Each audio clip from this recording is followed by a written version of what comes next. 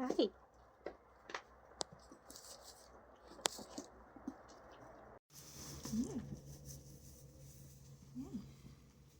I wanted to do a update on our 2024-2025 kidding season.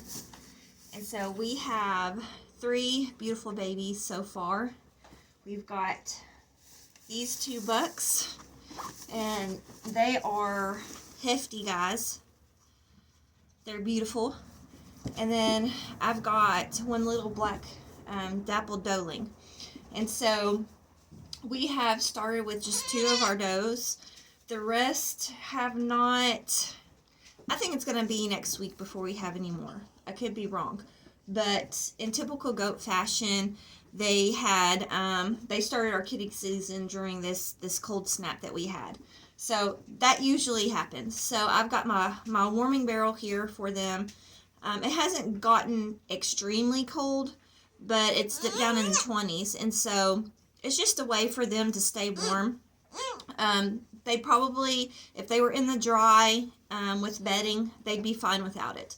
But since I've got it, I went ahead and set it up and plugged it in, and they have been spoiled to it. And so they've been doing really good.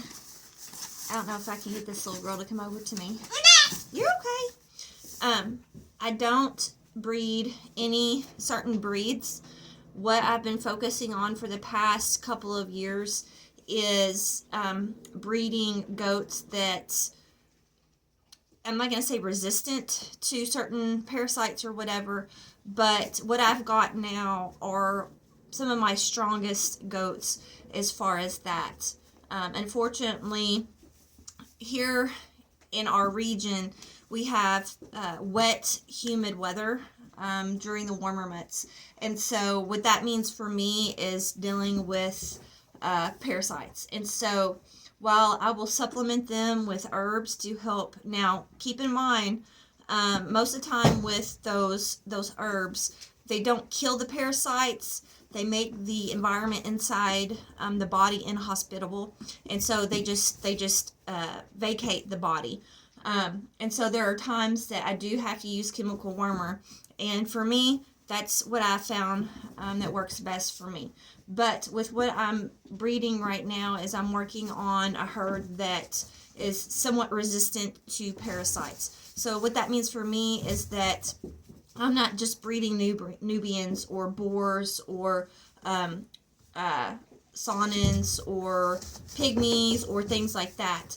I'm dictating what I'm keeping in my herd as far as what I see with these mamas and with my bucks. I've got some bucks that are very resistant. I've never had any problems with them as far as parasites. And so that is what I'm working on as far as here on our homestead. I've tried to go, the purebred route with the Nubians, with the boars, and it just doesn't work here. So I'm going to try to get this little black girl and see.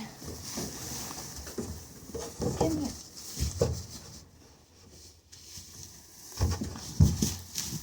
All right. So she is the smallest of the 3, but she's got, I don't know if you can see them, but she's got some dappling on her. I don't know if that would be considered moon spots or not, but what I like about what I've experienced in the past with this coloration is it'll change as she gets older. So she may not stay this color necessarily, and so I do have some beautiful goats with the dappling and things. So, and they are, if you look at them, not as much her, but definitely with, let's see, you're just friendly. Definitely with him, he looks like a Nubian. He's got the floppy ears, the coloration. He's got some Nubian characteristics, and that's what his dad is a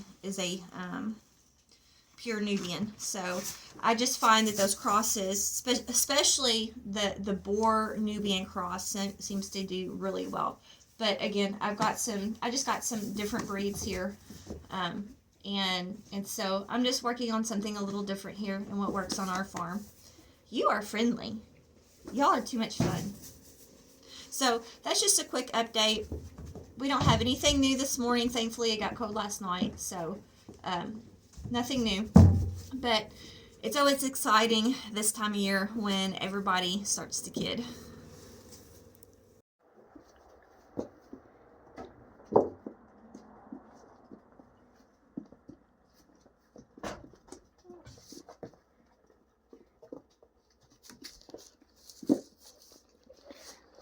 I wanted to show you the warming barrel. Nothing fancy. Just a blue barrel, plastic barrel with the heat lamp tied and set up where they can crawl underneath. I don't know if you can see. And so anytime that you're using a heat lamp, my rule is tie, and then tie again. There's been way too many fires with heat lamps. So there are many precautions that I take when I'm using them, and so you need to take those precautions too. So I've got this barrel tied up as well, so the moms can't bump it over or anything like that. But it's been very useful, especially when we've had sub-zero weather in the past, and of course we've had does that have kidded, and so it has saved numerous babies. I've also got an old metal trough, so once I reach capacity with this, there's only, right now we're probably, if I have any more babies, I'll have to get my metal trough out. But I use an old metal trough for my babies once most of my does have kidded. So it's just something simple, something easy, and the babies really enjoy it.